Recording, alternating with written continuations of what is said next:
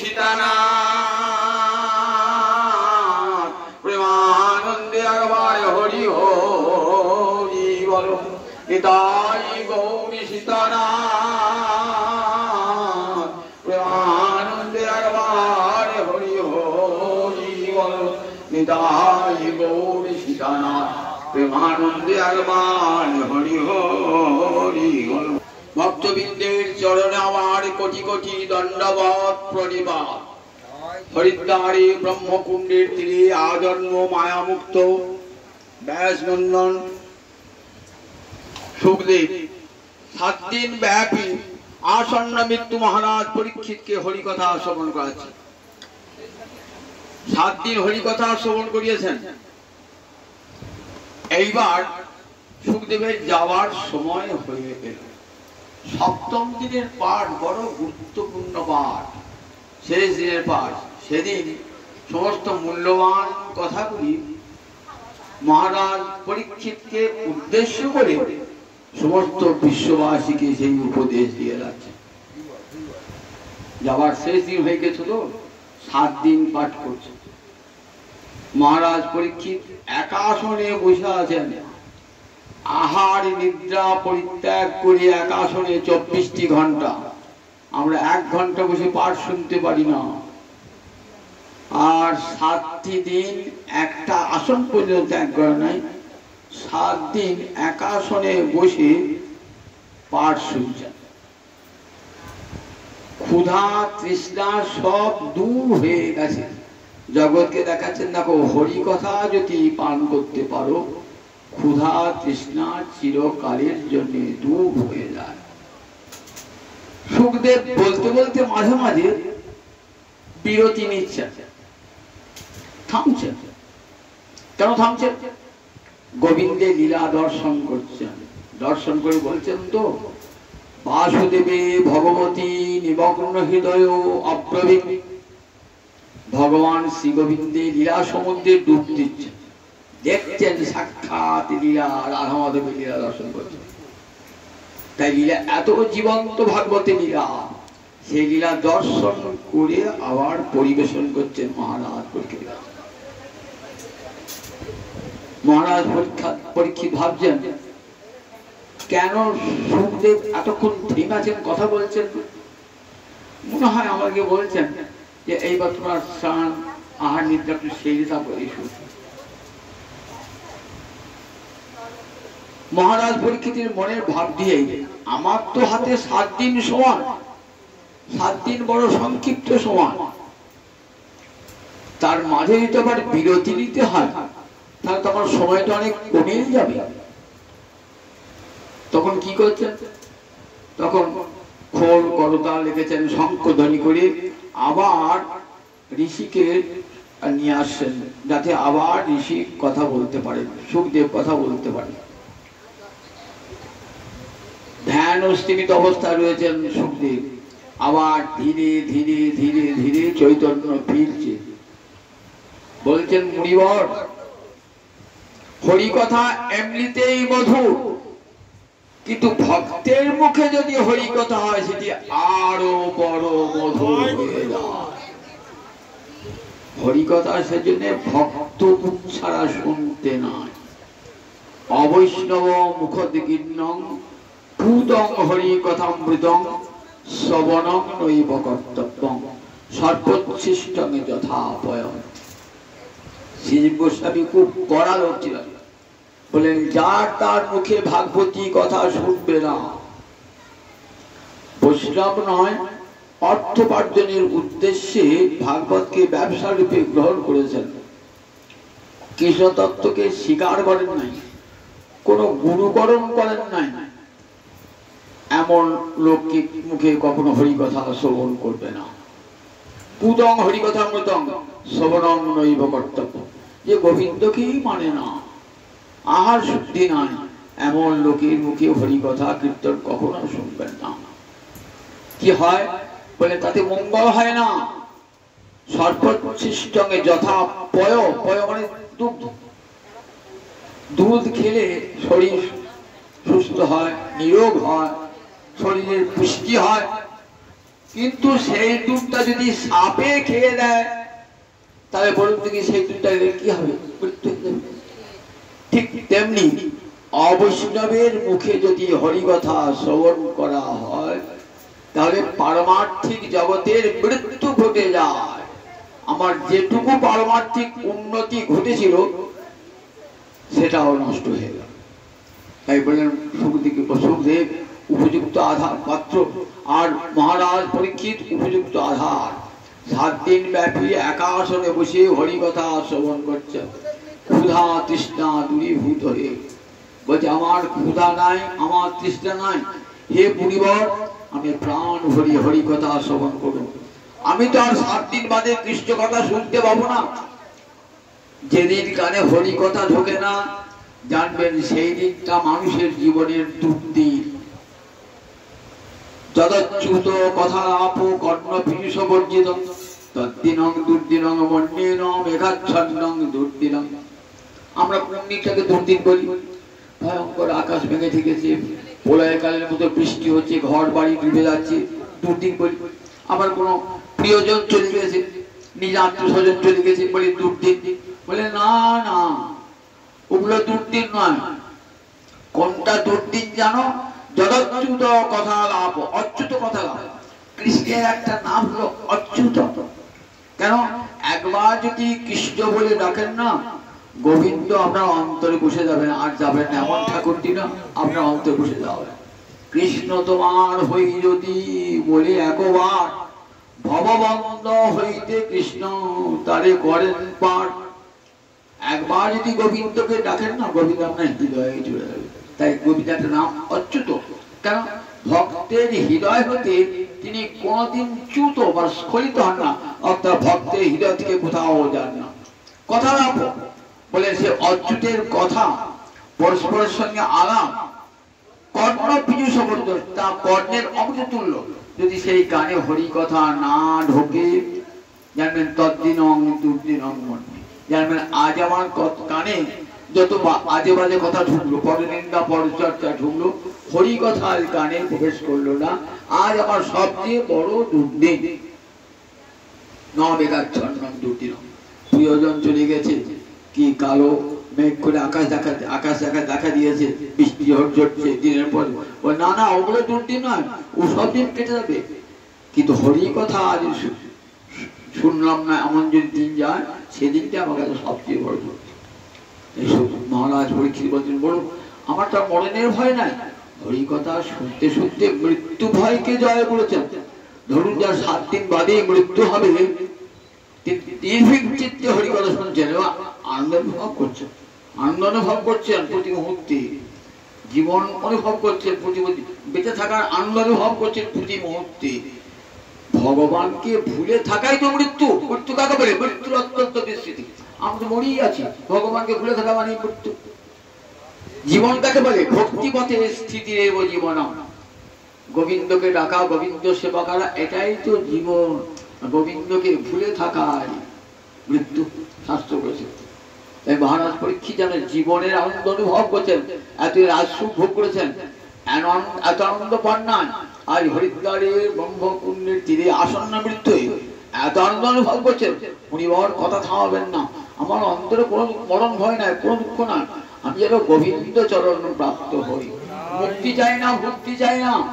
আমার পিতামহ ওই চরণকে আশ্রয় করেছেন, আমিও যেন ওই চরণেই যেতে পারি। আমাকে এমন করে হরিকথা শ্রবণ করা। 7 দিন ব্যাপী হরিকথা শুনে এইবার তো চলে যাবেন, যাবার সময় আসছে। মহারাজ পরীক্ষিত মৃত্যু আসন্ন আসছে, তখন দামি দামি কথাগুলি সবাই মহারাজ পরীক্ষিতকে উদ্দেশ্য করে বিশ্ববাসীকে শোনাচ্ছেন।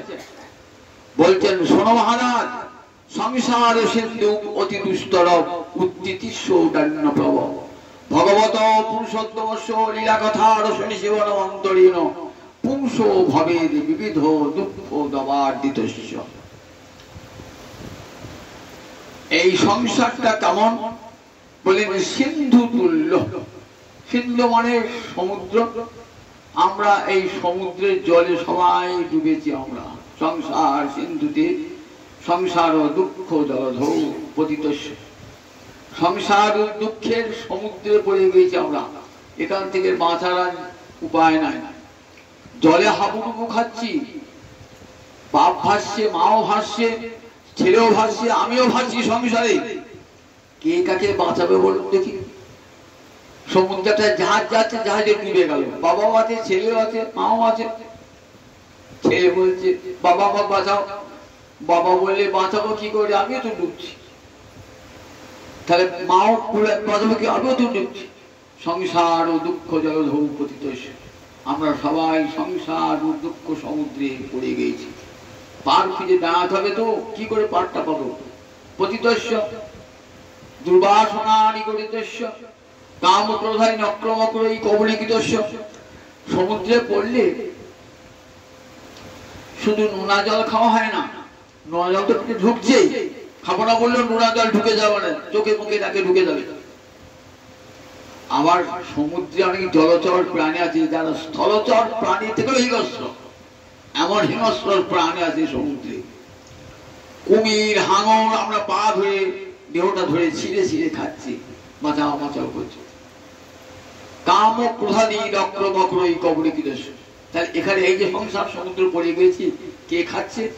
তা বলে একাদশ ইন্দ্রিয়, 6টা রিপু আমার দেহটাকে কুড়ে কুড়ে খাচ্ছে। 11টি ইন্দ্রিয় আছে, 5টা জ্ঞানেন্দ্রিয়, 5টা কর্মেন্দ্রিয় আর একটা অন্তরেন্দ্রিয়।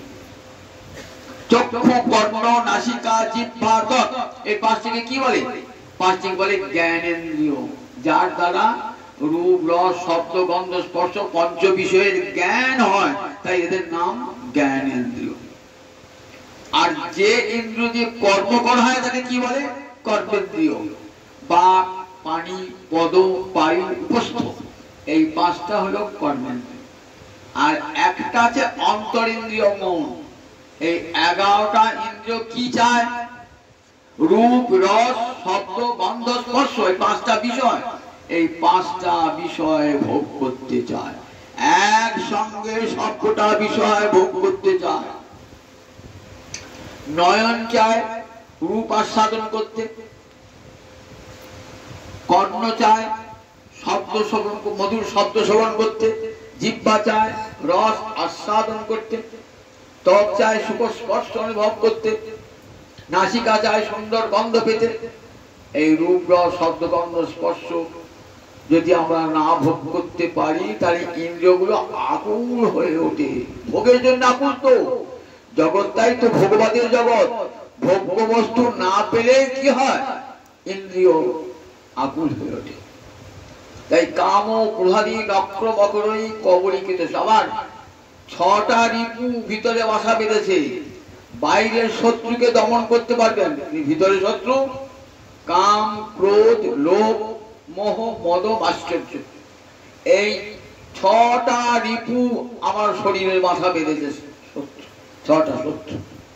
বাইরের শত্রুকে আমি মামলা মোকদ্দমা করে রাখি নিয়ে ঠেঙা নিয়ে জব্দ করতে হবে না, ভিতরটা করে। ভিতরে যে শত্রু হয়েছে কাম, ক্রোধাদি নক্রমক্রয়ী, এগুলো এখানে দমন করুন। কাম, ক্রোধ, লোভ এগুলো দমন করতে পারি না, কত শত্রু ভিতরে রয়েছে। তাই এ বলেন কাম ও ক্রোধাদি নক্রমক্রয়ী, এরা ছিঁড়ে ছিঁড়ে খাচ্ছে। কাম যদি কাব্য বস্তু না পায় তাহলে কি হবে? সে আমাকে নিয়ে যাবে এমন পথে নিয়ে যাবে যে পথে আমার মৃত্যু হয়ে যাবে। ক্রোধ আমাকে নিয়ে যাবে একবার বিনষ্টির পথে নিয়ে যাবে ক্রোধ। লোভ আমাকে পাপের পথে নিয়ে যাবে। এমনি করে আমাদের একাদশ ইন্দ্রিয়, 6টা রিপু, তাকে আমাকে কবলীকৃত করে ফেলে। কাম ও ক্রোধাদি নক্রমক্রয়ী কবলীকৃত। দুর্বাসনা নিগড়ে আমরা সংসারকে বেরোতে পারছি না। সংসার থেকে যেমন যদি সমুদ্রের জল থেকে উঠে আসবো, ওই বাবা কুমিরের তো আধখানা পা পা খেয়ে নিয়েছে, আসবো কি করে? কুমির তো হাঁ করে আমার পাটা গিলেছে, পা থেকে নামিয়ে উঠে বাবা উঠে উঠবো কি করে? কুমির আমার পাটা আমাকে জড়িয়ে ধরেছে, সেখানে বেরিয়ে আসতে পারছি না। সংসার থেকে চলে এসো বলে আসবো কি করে? দুর্বাসনা নিগড়িতস্য, দুষ্ট বাসনা আমার পায়ে শিকল পরিয়ে দিয়েছে। কত বাসনা অন্তরে, বাড়ি করবো, ঘর করবো, টাকা উপার্জন করবো, স্ত্রী আনবো, পুত্র হবে, কত বাসনা। এই দুর্বাসনা পায়ে শিকল পড়ায়, দুর্বাসনা সংসার ছিল, সংসার সমুদ্র থেকে ওঠবার পথ নাই। দুর্বাসনা চেষ্টা, আমি চেষ্টা করলেও পারবো না সংসারতে, কারণ আমাকে দুর্বাসনা কবলীকৃত। একটা গল্প শোনাই। নদীর ধারেতে দেখবেন ছেলেরা সাঁতার জানে ভালো, তা বন্যার সময় কি হয়, তখন অনেক বাড়ি ঘর ভেসে যায়, নদী জলে ভেসে যাচ্ছে, একটা কালো কম্বলের মধ্যে ভেসে যাচ্ছে। একটা ছেলে বলছে, এই দেখ শীতকালে দরকার কম্বলটা নিয়ে যাবে না। সে বলে, সত্যি তো, কম্বল নাই। ঝাম বেড়েছে, ঝাম বেড়ে কম্বলটা টানছে, কিন্তু কম্বলটা তো কম্বল নয়, ওটা একটা ভল্লুক পিঠটা কম্বলের মতো লাগছে। এইবার ভল্লুকটা তো ভাসছে, সে কি করবে, যে ভাসে সে যদি অপর কোনো লোক পায় তাকে চেপে ধরে। ছেলেটাকে আমাকে চেপে ধরেছে, আসতে পারছে না, অনেকক্ষণ ধরে চেষ্টা করছে। ছেলেটা বাড়িতে পাড়ে দাঁড়িয়ে ছেলেটা বলছে, যদি কম্বল না পাস ক্ষতি নাই, তুই চলে আয়, তার বাঁচবি না তো। তা বলছে, দেখ আমি তো কম্বল চাইছিলাম, আমি কম্বল ছাড়লেও কম্বল আমাকে ছাড়ছে না। ওই ভালুকটা এমন করে চেপে ধরেছে বাইরে আসতে না। আমরা ঠিক তেমনি, আমি সংসার থেকে মুক্তি চাইলেও সংসার আমাকে মুক্তি দেবে না, সংসার মুক্তি দেবে না। ওই ভল্লুকের মতন চেপে ধরেছে সংসার। দুর্বাসনা নিগরিতেশ্য, বললেন কাম কাম গ্রহাদি নিরাশ্রয়, আমি নিরাশ্রয় প্রভু, আমার কেউ তো আশ্রয় নাই। তাহলে গৌরচন্দ্র দেহিমি পদবল, হে গৌরহরি একবার চরণ দুটো বাড়িয়ে দাও, ওই চরণ ধরে আমি সংসার সমুদ্র পার হয়ে যাই। এখানে শুনতে বলছেন, সংসার সিন্ধু অতি দুস্তর, অতি দুস্তর, পার হওয়া যায় না তা নয়, পার হওয়া যায়, কিন্তু বড় কষ্ট এই সংসার পার হতে। সবাই কিন্তু সংসার সমুদ্র পার হতে চান, এই তো মায়ার সংসার। সংসার সমুদ্র, জগতের সমুদ্রের পার দেখা যায়, কিন্তু তল দেখা যায়, কিন্তু সংসার সমুদ্র তার অপর পার দেখা যাবে না। এপারে ডান হলে ওপার, এই যেমন সমুদ্রে দেখা যায় না, এপারে ডান ওপার দেখা যাবে না। সংসার ওপারে কি আছে বললেন, দেখো পারাপার শূন্য এই সংসার সমুদ্র, সংসার সমুদ্র অতি দুস্তর। পার হওয়ার জন্য সবাই জ্ঞানী চেষ্টা করে, যোগী চেষ্টা করে, মুনি চেষ্টা করে, তপস্বী চেষ্টা করে, যাজ্ঞী ব্রাহ্মণ তপস্যা করে, সে যায় সংসার সমুদ্র পার হতে। সবগুলি তো সংসার সমুদ্র পার হওয়ার উপায়। বলছে সুখদেব বলছে, মহারাজ সংসার সংসার সিন্ধু অতি উত্থিতিস্য নান্য প্লবন, এই সংসার সমুদ্র যদি পার হতে চান, তার ন অন্য প্লবন, আর অন্য কোন নৌকা নাই। ন অন্য প্লবন, প্লবন নৌকা একটাই মাত্র নৌকা, অন্য কোন নৌকা নাই। কি নৌকা?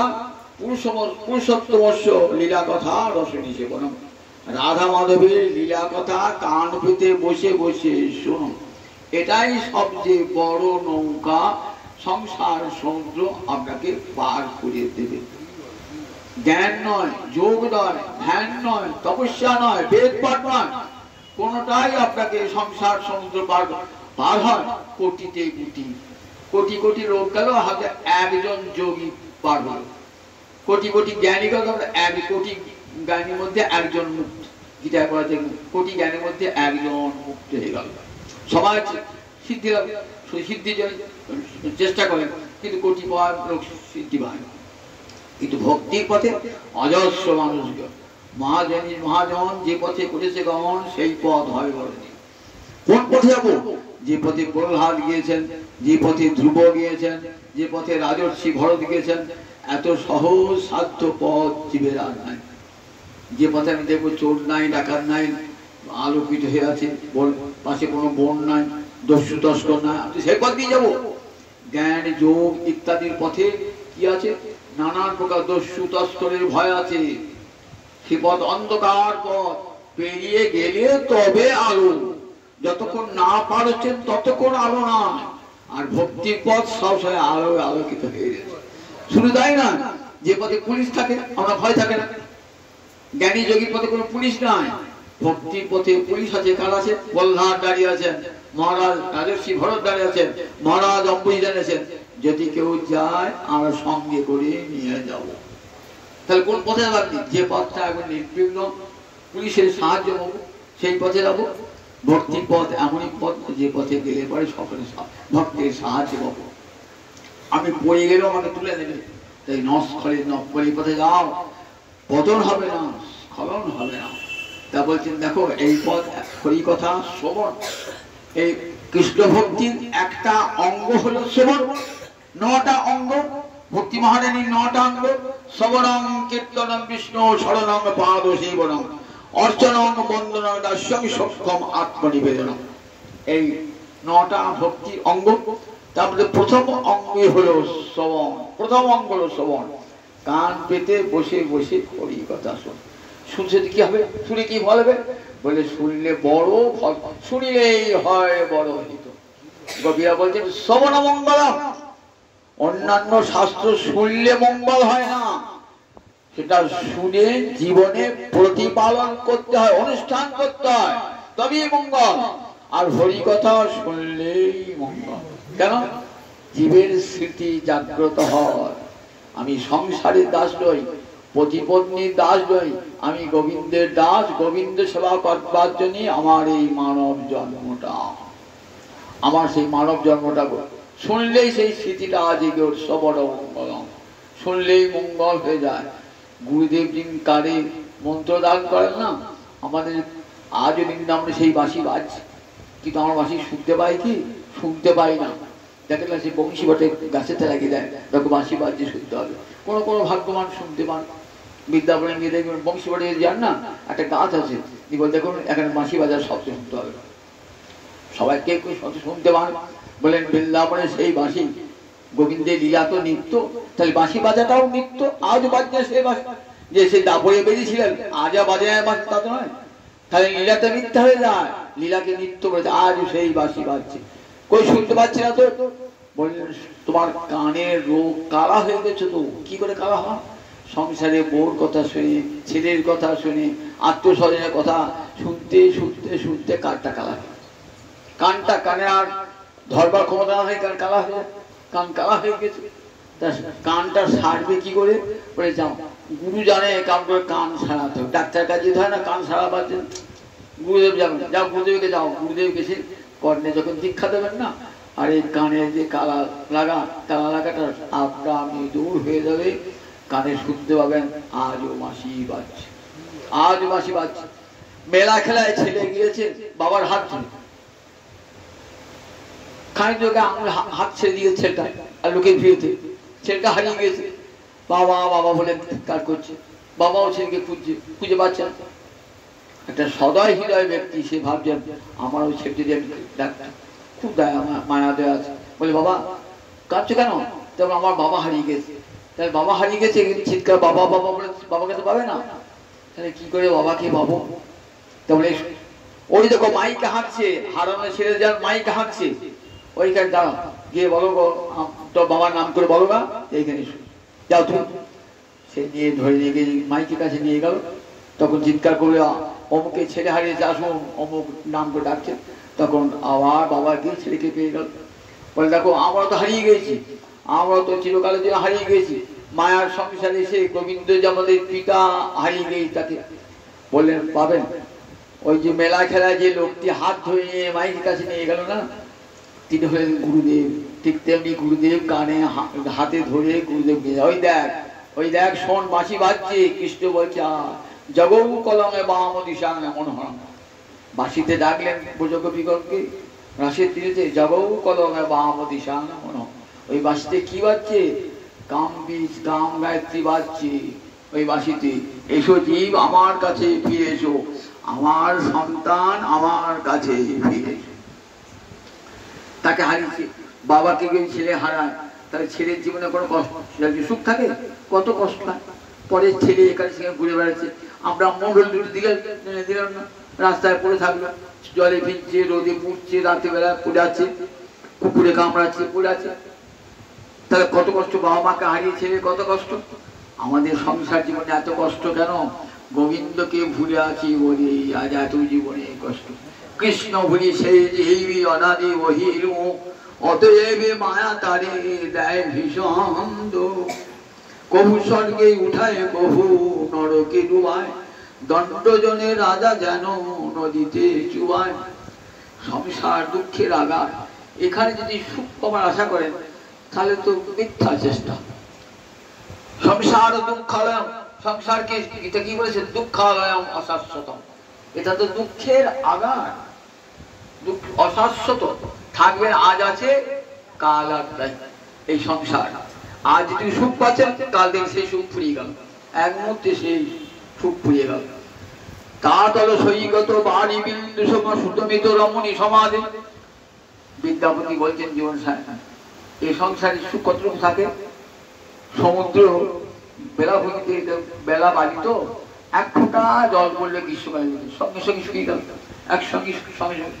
এই সুতমিত রমণী সমাধি, সুত মানে পুত্র, মৃত মানে আত্মীয় স্বজন, রমণী নিজের স্ত্রী, এদের সান্নিধ্যে যে সুখটুকু কেমন? ওই দাতল সৈকত বাড়ি বিন্দু সম। তপ্ত বালুকায় এক বিন্দু যদি বাড়ি পড়ে সঙ্গে সঙ্গে শুকিয়ে যায়, আমাদের সংসারের সুখটাও ঠিক থাকবে। 10 দিন 5 দিন 20 দিন 5 বছর 10 বছর পর কোথায় সুখ আর সুখ থাকে না। সংসার কখনো সুখের জায়গা হয় না, অথচ সেই সংসারটাকে আমরা সুখের জায়গা বলে ধরেছি। সেই জন্য বলে উত্তিতিস্ব, এই সংসার ছেড়ে সবাই যেতে চায় না। সংসারটাকে এত ভালোবাসে, এই সংসার সমুদ্র পার হওয়ার ইচ্ছা করে না কেউ। উত্তিতিস্ব মানে যে উত্তীর্ণ হতে ইচ্ছুক, এটা সনন্ত প্রত্যয় হয়েছে। ব্যাকরণে সনন্ত প্রত্যয় কখন হয়? ইচ্ছা বুঝালে পরে। যেমন যাইতে ইচ্ছুক, জিগবিষু, বিজয় করতে ইচ্ছুক, বিজিগিষু, এগুলো ইচ্ছুক, ইচ্ছাতে পান করবার ইচ্ছা, পিপাসা। ঠিক তেমনি বলেন দেখো, এই যে উত্তিতিস্ব, যদি সংসার সমুদ্র পার হবার ইচ্ছা কারু জাগ্রত হয়। কেন বলেন? সবার কিন্তু সংসার সমুদ্র পার হওয়ার ইচ্ছা হয় না। বললেন বেশ তো আছি সংসার সমুদ্রে। কিরকম? ঠাকুর রামবিনোদের একটা সুন্দর গল্প শুনেছেন। বললেন একটা ফুলওয়ালি আর একটা মাছওয়ালি একই বাজারে, একজন মাছ বেচে আর একজন ফুল বেচে। যাওয়া আসা করতে করতে এক জায়গায় থাকতে থেকে দুজনের মধ্যে খুব বন্ধুত্ব হয়েছে। একদিন মাছওয়ালিটা বাড়ি যেতে অনেকটা দূরে, যেতে দেরি হবে। ফুলওয়ালি বলছে চল দিদি আজ আমার বাড়ি থাকবে। বলে বেশ চল। বাড়িতে নিয়ে গেছে, তাতে চারিদিকে সব ফুল সাজানো আছে, চারিদিকে ফুলের গন্ধ উঠছে। রাত্রে শুতে দিয়েছে, সেখানে ফুলের গন্ধ। ঘুম আসছে না, এদিক সেদিক এদিক সেদিক করছে। বলছে দিদি আমার যে ঘুম আসছে না। কেন? আনতে থাকো? না না, এই ফুলের গন্ধে আমার ঘুম আসছে না। তাহলে কি চাই? বলে আমার মাছ বেচা ওই ঝুড়িটা আমার নাকের কাছে লাগিয়ে দাও। আমার তো মাছের নেশা, ওই মাছের গন্ধটা নাকে খেয়ে আমার ঘুম আসবে না। আমাদের ঠিক তেমনি সংসারের নেশা নয়, মাছের নেশার মতো, ওই মাছওয়ালির মতো সংসারের নেশা ছাড়বে না। বৃন্দাবনে যান আর হরিদ্বারে যান আর পুরী যান, ওই মাছের নেশা। ফুলওয়ালির মতো না, মাছওয়ালির মতো না, সংসার ছাড়তে ইচ্ছা হয় না। সংসারে স্ত্রী পুত্র এই সুখটাকে এত বড় বোঝায় না, সংসারটাকে ছাড়তে ইচ্ছা হয় না। সংসার ছাড়তে হবে না, কিন্তু মনে মনে ছাড়ো, মনে মনে ছাড়ো সংসারকে।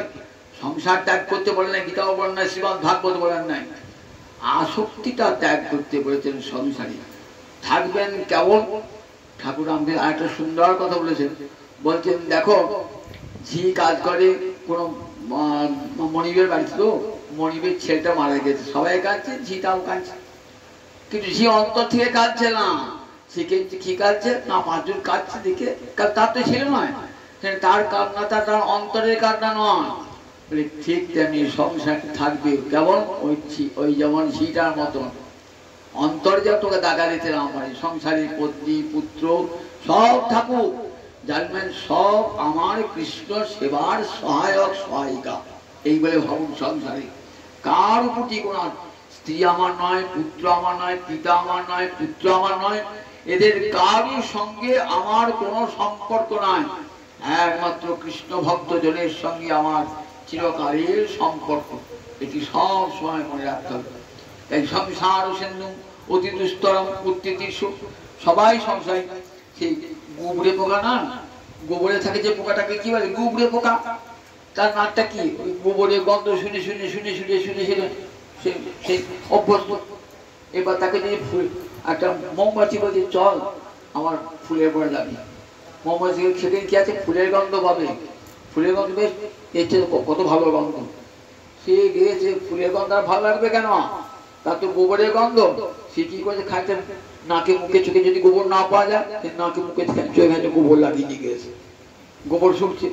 গোবর শুকে ফুলের গন্ধ পাবি কি? ওই ফুলের গন্ধ পাচ্ছি না, বলছি ভালো করে চান করে এসো, জলে নদীর জলে চান করে এসো। নদীর জলে চান করে এলো, তখন হচ্ছে ফুলের কি সুন্দর গন্ধ, ফুলের কি সুন্দর গন্ধ। আমি তো গোবরে থাকতাম, আমাদের নাকে মুখে চোখে গোবর গোজা আছে। এই হরিকথায় আনন্দ নাই, হরিকথা হরিনামামৃতে আনন্দ আসে না। বলেন দেখো সাধু সঙ্গের দ্বারা এটি হয়। সেই জন্য বারবার বলেছেন হরিভক্তি লাভ হয় সাধু সঙ্গে, অসাধু সঙ্গে হয় না। বাড়ির রোয়াকে বসে বসে গল্প চিকি, আরে ওদের বাড়ির মেয়েটা কি ঠিক হলো, ওদের বাড়ির বউটা ঝড়ের করে, শাশুর সঙ্গে ঝড় করে না, না কত এবার ছেলেটা চাকরি করে মাইনে পায় না, বলে না এরকম পরনিন্দা পরচর্চা। একটা সন্বাদীরা কান খাড়া, এবার চলো গৌরাঙ্গ বাড়িতে ভাগ্য কাটে, ও শুনে ভালো করে ছুটিকে সংসার কর, ভালো করে সংসার কর, চুটিয়ে সংসার কর। এরকম মানুষ তো অধিকাংশ মানুষই না, এরকম জনজগতের মানুষ তারা সংসার করতে ভালোবাসেন তারা। সেই জন্য শুনতে বলেন উত্তিতীর্ষ নান্যপ্লব, এই সংসার সমুদ্র সবাই পার হতে চায় না, কোটিতে কোটি সংসার সমুদ্র পার হতে চায় উত্তিতীর্ষ। যদি কেউ পার হতে ইচ্ছা করে বলে তারা আসুন ভাগবতের আসুন হরিকথা শ্রবণ করুন। পুরুষোত্তম সে লীলা কথা রসিনী সে বড় মন্তরে না। পুরুষোত্তম মানে গোবিন্দের একটা নাম পুরুষোত্তম। দেখবেন গীতার ৫ম অধ্যায় পুনরুদ্ধার, সেখানে কি বলছেন, আমি খর জগতের অতীত। খর জগৎ মানে এই যে জগৎ দেখছে না, আজ আছে কাল নাই, প্রতি মুহূর্তে পরিবর্তন হয়ে আছে। আজ যেটা দেখেন কাল সেটা নাই, পরশু তার নাই, সব ক্ষয়ে ক্ষয়ে ক্ষয়ে যা খর জগতে সব খরণ হচ্ছে। এই জগৎটা কি বলে খর জগৎ, যা জন্য খর। আর অক্ষর কুটস্থ ব্রহ্ম তিনি রয়েছেন, যার কোনো পরিবর্তন নাই, যার খরণ হয় না সব সময়।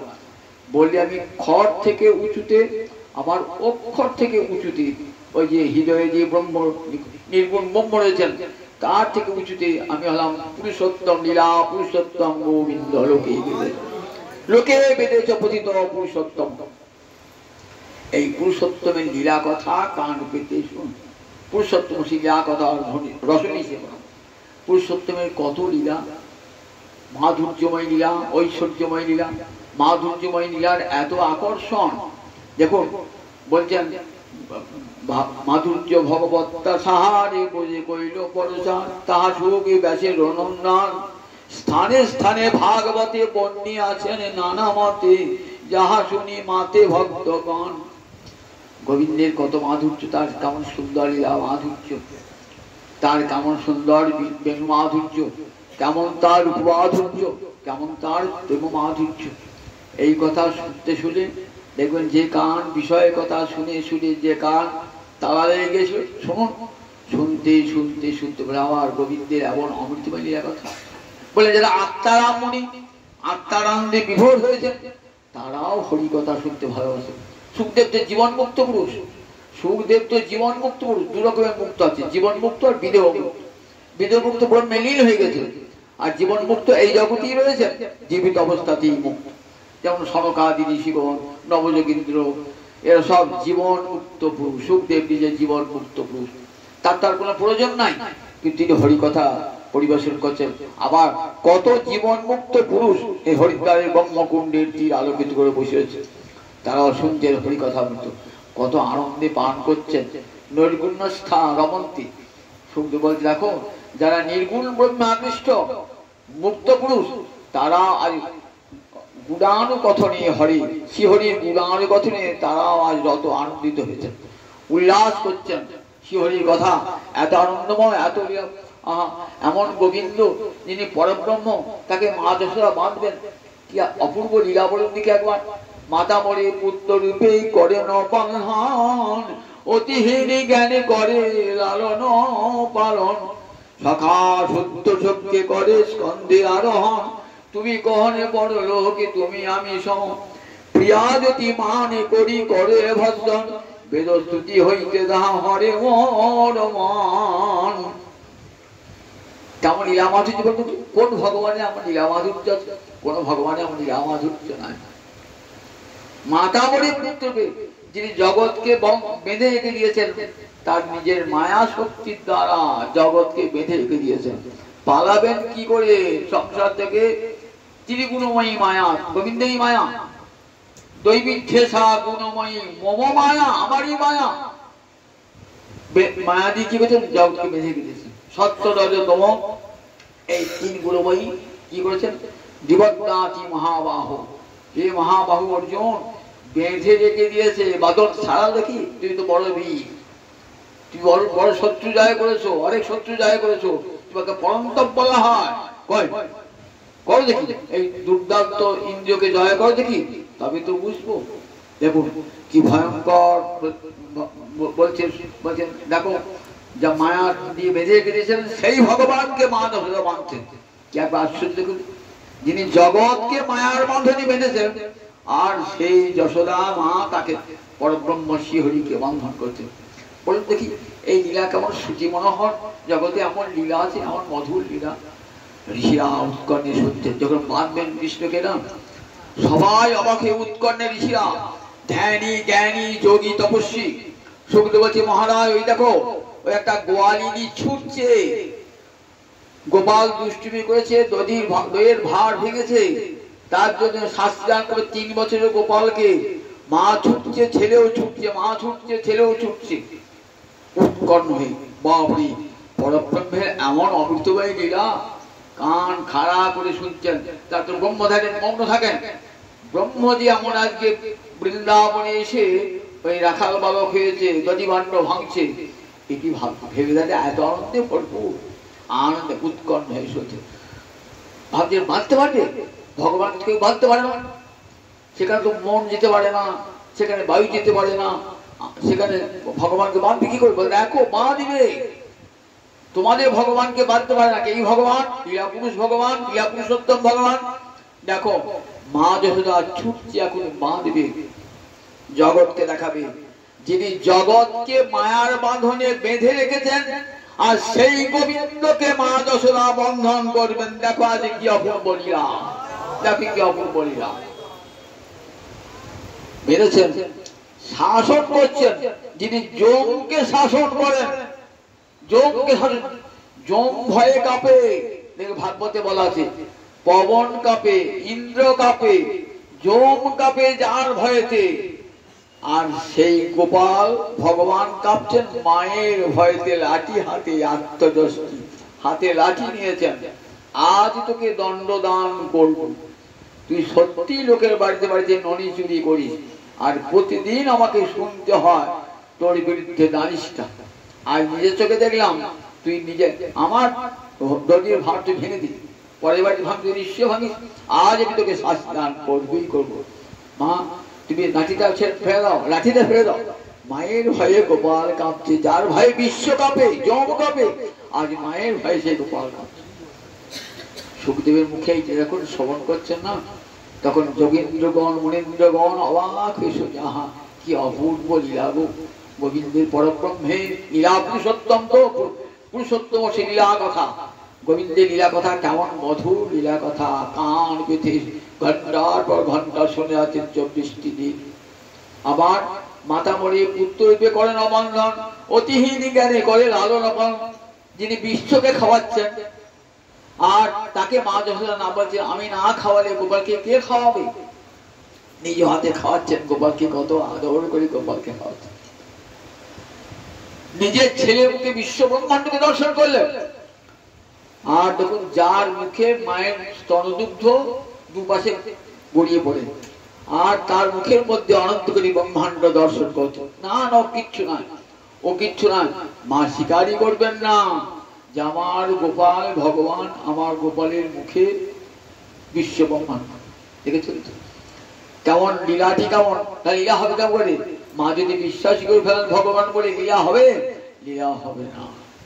তাই মাও ভুলে গেছেন, ভগবানও ভুলে গেছে আমি ভগবান, মা যশোদাও ভুলে গেছেন আমার গোপাল ভগবান। দুদিক থেকে ভুলে গেছে, ভক্তি ভুলিয়ে দেয়, এমনি করে ভুলিয়ে দেয়।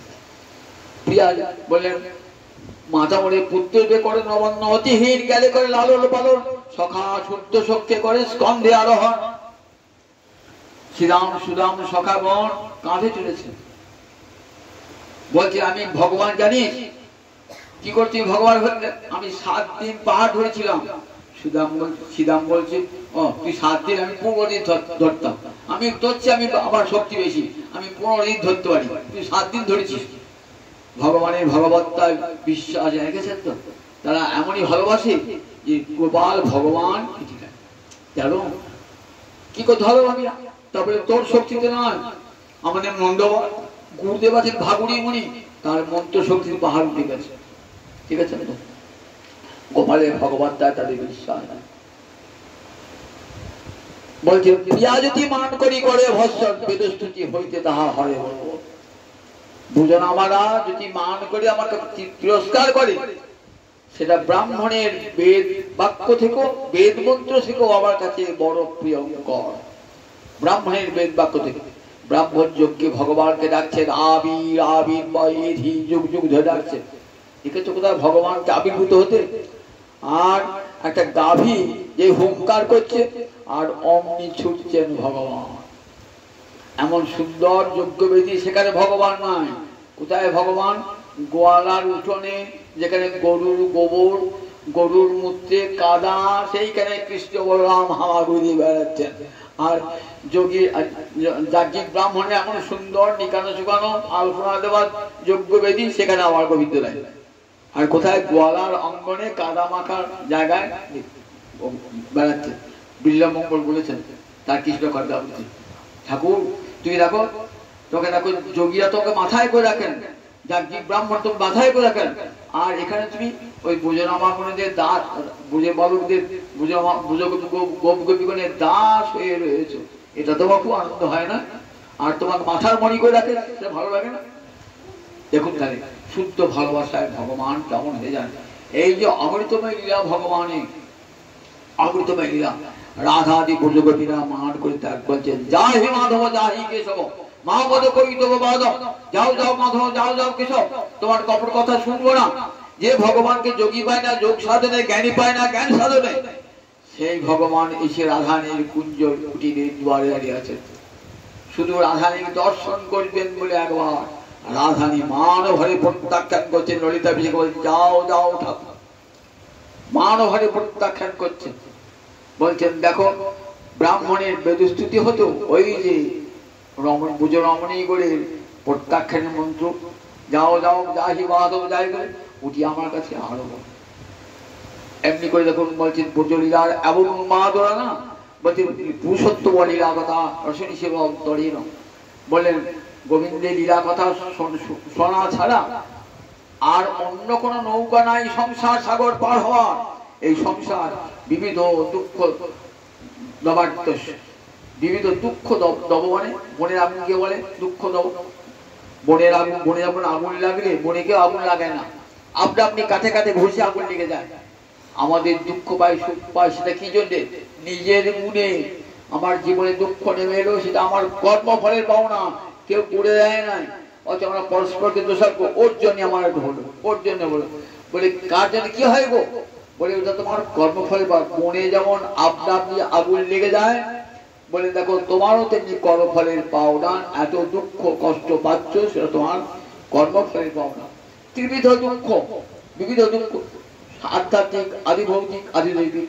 দেহের যে মনের ক্রিয়া তাকে বলে আধ্যাত্মিক। আদি দৈবিক দেবতা থেকে যে প্রাপ্ত দুঃখ তাকে বলে আদি দৈবিক। ভূত হতে প্রাণী হতে যে দুঃখ তাকে বলে আদি ভৌতিক।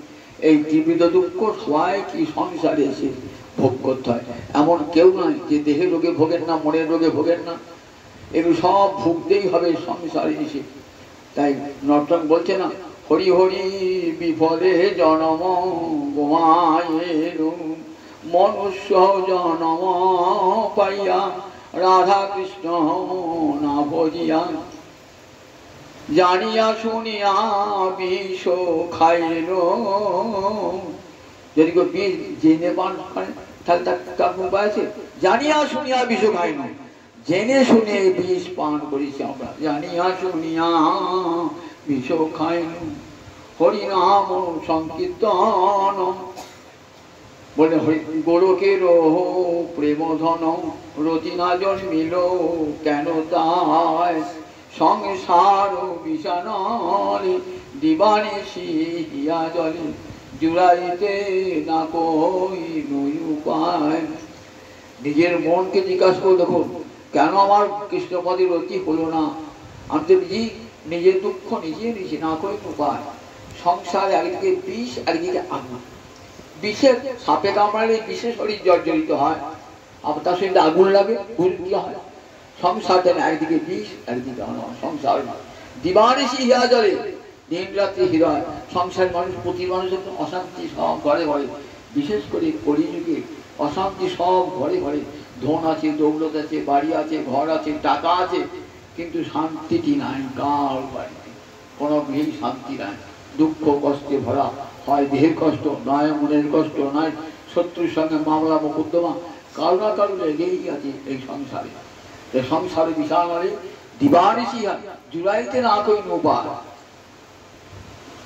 গোলকের প্রেম ধন হরিনাম সংকীর্তন রতিনা জন্মিল কেন তাই? মনকে জিজ্ঞাসা করুন, কেন হরিনাম সংকীর্তন আমার মনটা গেল না? সংসারে ওই ওই সংসারে পাকে পড়ে রইলাম। একদিন তো মনে হলো না হরি কথা শুনি, হরিনাম কীর্তন করি। এমন সুন্দর বানানো গুরুদেব দিয়ে গেলেন কারে মন্ত্র, একদিন তো ভালো করে জপ করি না, গুরু বাক্য তো মনেও রাখি না। নিতে হয় নিজে সংস্কার বসে। একবার করে দেখো, জ্বালা জোড়াবার এক সংসার জ্বালা জোড়াবার একটাই উপায় হরি ভজন। সংসার জ্বালা জুড়িয়ে যাবে একটি উপায়। সুখদেব বলছেন, মহারাজ সংসার জ্বালা থেকে যদি মুক্তি পেতে যাও তাহলে একটাই উপায়, বসে বসে হরি কথা শ্রবণ কীর্তন করো। সংসারে জ্বালা চিরকালের জন্য দূর হয়ে যাবে, সংসারে জ্বালা। এছাড়া সংসার জ্বালা জুড়াবার আর কোনো পথ নেই। সংসার জ্বালা জুড়াবার জন্য আমার মহাপ্রভু এলেন, কলিযুগে এলেন। কলির জীব সংসার জ্বালায় জ্বলছে, কত দুঃখ কত কষ্ট পাচ্ছে। আমরা মহাপ্রভু প্রেমের ঠাকুরটি নিয়ে এলেন। অযাচিত ভাবে লোকের দুয়ারে দুয়ারে গৌ হরি নিতাই চাঁদ প্রেম দান করলেন। অযাচিত হবে লোকের দুয়ারে দুয়ারে হরে কৃষ্ণ কৃষ্ণ কৃষ্ণ হরে হরে, হরে রাম রাম রাম হরে হরে। বলে সংসার জ্বালা জুড়াবার উপায় এই মহামন্ত্র জপ করো। সংসার জ্বালা জুড়িয়ে যাবে, আর কিচ্ছু করতে হবে না। কলির জীব, তুমি তো অশুদ্ধ সবসময়, দেহে মনে সব অশুদ্ধ, কিন্তু তোমাকে অশুদ্ধ হলো হরিনাম জপ। অন্য কোনো কিছু করতে হবে, হরিনাম সবাই করতে পারে। বলে হরিনাম করো, তোমার যত অশুদ্ধ মন হোক না কেন, হরিনাম ফল দান করবে। যদি অপরাধ হৃদয়ে না থাকে, অপরাধ শূন্য হয়ে যদি গোবিন্দ নাম করেন, তার সাক্ষী অজামিল হয়েছে। অপরাধ শূন্য হয়ে কৃষ্ণ নাম করুন বলে অন্তর জুড়িয়ে যাবে।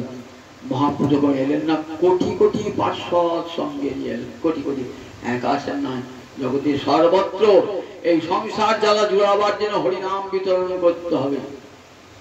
সংসার জ্বালা যারা জোড়া, তার জন্য নিয়ে এলেন কত কোটি কোটি পার্শ্বদ সঙ্গে নিয়ে এলেন। আজ একটি পার্শ্বদের তিরোভাব দিবস। কে বলুন দেখি? এই কাছে অতি কাছে শ্রীখণ্ডে রঘুনন্দন ঠাকুর। এত বড় তীর্থ যে শ্রীখণ্ড, ধরির মাঝে এমন সুখণ্ড, শ্রীখণ্ড এমন একটি তীর্থ। আমরা বৃন্দাবন যাই, হরিদ্বার যাই, পুরী যাই, কাছের তীর্থগুলো চিনি না, জানিও না কে রঘুনন্দন ঠাকুর, তাও জানি না। শ্রীখণ্ডে আমরা একটি গ্রাম না, শ্রীখণ্ডে কত ভক্ত জন্মেছে। এখানে শ্রীখণ্ডে জন্মেছেন দেখুন নরহরি সরকার ঠাকুর মহাপ্রভু সাক্ষাৎ পার্শ্বদ, মুকুন্দ যিনি রাজবৈদ্য ছিলেন। আবার দেখুন আমাদের শিলবারাজের যে শিষ্য ছিলেন রামচন্দ্র কবিরাজ, গোবিন্দ দাস কবিরাজ, তিলোচন, এরা সব শ্রীখণ্ডের মাঠে জন্মেছিলেন। শ্রীখণ্ড এমন একটি ধাম শ্রীখণ্ড। সেই শ্রীখণ্ডে মুকুন্দের পুত্র রঘুনন্দন। নরহরি আর মুকুন্দ দু ভাই। মহাপ্রভু মুকুন্দ বড়, তাকে বলে তুই বিবাহ করো, তোমার যে সন্তান হবে সেই সন্তানকে কে মানুষ করবে? বলে নরহরি মানুষ করবে, কোনো চিন্তা নাই। সেই মুকুন্দের পুত্র হলেন রঘুনন্দন ঠাকুর। সেই রঘুনন্দন তার আজ তিরোভাব তিথি। কেমন দেখুন, মহাপ্রভু বলেছেন সংকীর্তন যজ্ঞে মালা চন্দন কে দান করবে, নাম যজ্ঞের অধিকার হবে? বলে রঘুনন্দন ঠাকুরের অধিকার। আবার নাম যজ্ঞের শেষে যে দই হলুদ ভাগা হয়, দই সেটা কে ভাঙবে? বলে রঘুনন্দন ঠাকুর। কেমন সেবা করতেন দেখো। বাবা চলে গেছেন একদিন, তো বলেন রঘু আজকে আমার পরিবারকে গোপীনাথের সেবা দিবি, গোপীনাথ সেবা দেবো। রঘু তো ছোট ছেলে, সেবা দিতে জানে, বলে ঠিক আছে বাবা সেবা দেবো। সে তার মন্ত্রতন্ত্র জানে না, গোপীনাথকে নাড়ু দিয়েছে, ভাবছে বাবা রোজ দেয় তো নিশ্চয়ই গোপীনাথ খায়, তা চোখ বুঝা খাচ্ছে না কেন গোপীনাথ, তাকিয়ে তাকিয়ে দেখছে, খাচ্ছে না তো গোপীনাথ। ও গোপীনাথ, বাবার দেওয়া খাও নাড়ু, আমার দেওয়া নাড়ু খাবে না? খাবে না তো আমি আর তোমার কাছে করে দিয়ে আসবো, তোমার নাম ধরে ডাকবো না, নাম ধরে ডাকবো না, আমি আর গোপীনাথ গোপীনাথ বলবো না।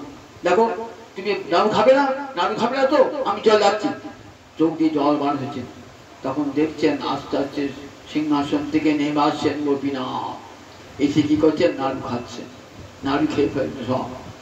বাবা ঘুরে এসে বলছেন একটু প্রসাদ দে। বাবা চিকিৎসক ছিলেন তো, বৈদ্য ছিলেন, চিকিৎসা করতে বেরিয়ে গেছে, ফিরে এসে বললেন প্রসাদ আছে?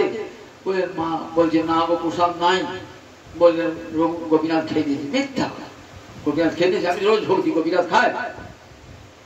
হ্যাঁ রে গোপীনাথ খেতে বলি, সত্যি বাবা বিশ্বাস করো, আমি বিশ্বাস করলাম গোপীনাথ খেয়েছে, গোপীনাথ খেয়েছে। বলে ছেলেকে মারধর করো না, কিছু করো না। আচ্ছা একদিন দেখবি। আর একদিন মিশে করে বাবা বললে আমি যাচ্ছি, বাইরে যাচ্ছি, তুই ভোগ দিবি।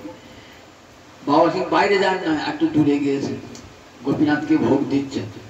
বাবা কিন্তু এসেছে, এসে দেখছেন ভোগ লাগানো, দেখছেন গোপীনাথ নাড়ু খাও, গোপীনাথ নাড়ু খাও, গোপীনাথ নাড়ু খাবে না। গোপীনাথ তো নাড়ু খাবেন না, নাড়ু খাবে না, তাহলে তোমার সঙ্গে আমার চিরকালীন আড়ি আড়ি আড়ি আড়ি হয়ে থাকে, তোমার সঙ্গে কোনো ভাব করবো না, তোমার কথাও বলবো না, তোমাকে বন্ধুও বলবো না, আমি চলে যাচ্ছি। এই বন্ধু দেখছেন আসছে, এসে নাড়ুটি তুলছেন, আর চোখে তাকে জানলা দরজার ফাঁক দিয়ে দেখছেন মুকুন্দ। গোপীনাথ তো দেখতে পেয়েছে যে আমার মুকুন্দ দেখছে আমি খাচ্ছি কিনা, এতখানি মুখে তুলেছেন, আর খেতে পারলেন না, দেখে ফেলেছেন, আর খাও না। আজ দেখবেন শ্রীখণ্ড মূর্তি আছে, আধখানা নাড়ু হাতে নেওয়া নাড়ু মূর্তি আছে, ওই গোপীনাথের মূর্তি, নাড়ু খাওয়া মূর্তি। প্রতিদিন কি করতেন? প্রতিদিন ওই যে মধুপুকুরি একটা পুকুর আছে কাছে, মধুপুকুর, নিতাই চার বলেছেন তুমি তো মধুবতী সখী, লড়কে মধু নিয়ে এসো। কোথা পাবো মধু? এক ধরে জলটাই মধু হয়ে গেছে, নাম হয়ে গেল মধু পুষ্করিণী। আজ দিন ওই মধু পুষ্করিণীর ধারে একটা গাছ ছিল, কদম ফুলের গাছ ছিল। তা কদম ফুল তো সব বর্ষাকাল ছিল হয় না, কিন্তু রঘুনন্দন ইচ্ছা দুটি কানের দুল করে দেবো, দুটি ফুল ফোটে প্রতিদিন। ওই কদম গাছে দুটি করে ফুল ফুটতো, দুটি করে প্রতিদিন ফুল ফুটতো। রঘুনন্দনকে দুটি ফুল দিলে গোপীনাথের কানের দুল করে দেয়। আজও সেই মধু পুষ্কর রয়েছে। সত্যিকারের গৌরহরি গণ বটে কিনা পরীক্ষা করবার জন্য অভিরাম এলেন, অভিরাম গৌর পরিকর। এত শক্তি না, যদি শালগ্রাম শিলাটা নকল হতো না, প্রণামের সঙ্গে ফেটে যেত। আবার যদি মিছে করে কেউ গৌর গণের পরিচয় দিতেন না, প্রণাম করে তার মৃত্যু হয়ে যেত। সেই জন্যে যখন আসতেন না অভিরাম, সবাই ভয় লুকুত। তখন কি করছেন? মুকুন্দ লুকিয়ে রেখেছেন রঘুনাথকে। অভিরাম এসছে বলে, অভিরাম প্রণাম করলে পারে আমার গৌর গণ বলে যদি প্রণাম করেন। শুনেছেন গোপীনাথ, শুনেছেন রঘুনন্দন যে এসেছে অভিরাম, নাচতে নাচতে বেরিয়ে চলে এসছেন।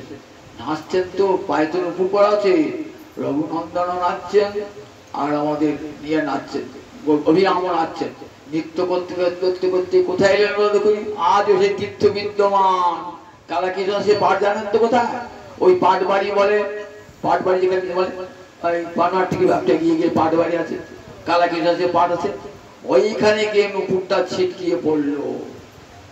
রঘুনন্দনের পায়ে একটা নুপুর ছিটকিয়ে পড়লো। তখন সবাই ওই জায়গার মাটি দিতে লাগলো, খুঁড়তে খুঁড়তে খুঁড়তে খুঁড়তে মাটিটা খালের মতো হয়ে গেল, নাম হয়ে গেল নুপুর কুণ্ড। ওই নুপুর কুণ্ডিতে নুপুরটি বহুদিন ছিল, তারপর শোনা যায় এখন আর নাই নুপুরটি। ওইখানে কালাকৃষ্ণ সেন পাঠ নুপুর কুণ্ড, ওই রঘুনন্দনের স্মৃতিতে সেই নুপুর কুণ্ড হয়েছিল। সেই রঘুনন্দন ঠাকুর যখন মহাপ্রভু নিজের স্বীকৃত পুত্র বলে কোলে করে এসেছিলেন ওই রঘুনন্দনকে নিয়ে, সেই রঘুনন্দনের পুত্র কানাই ঠাকুর এই রঘুনন্দন শ্রীনিবাস আচার্যকে বহু আশীর্বাদ করেছিলেন। দেখো তোমার হতে আবার বৈষ্ণব ধর্মের বিস্তার হবে। এই ধর্ম সনাতন ধর্ম, এই ধর্মের কোনোদিন বিলোপ ঘটবে না। ঠিক একজন একজনের আবির্ভূত হবেন, হয়ে আবার হরিভক্তি এমন একটি চিরন্তন ধর্ম না, এটা কোনোদিন নাশ হয় না, কোনোদিন নাশ হবে না। ভবিষ্যৎবাণী করেছেন কলি মানুষের অনেক সন্দেহ দেখা দেবে, কিন্তু আবার নূতন রূপে এই বৈষ্ণব ভাগবত ধর্ম আবার বিশ্বে আলোড়ন সৃষ্টি করবে। দেখুন সেসব বাক্য সত্যবাদী কিনা দেখে নেবেন। আর সর্বত্র, আর শুধু ভারতবর্ষে নয়, ভারতবর্ষের বাইরে পর্যন্ত সর্বত্র হরিনাম সংকীর্তন। হরে কৃষ্ণ কৃষ্ণ কৃষ্ণ হরে হরে, হরে রাম রাম রাম হরে।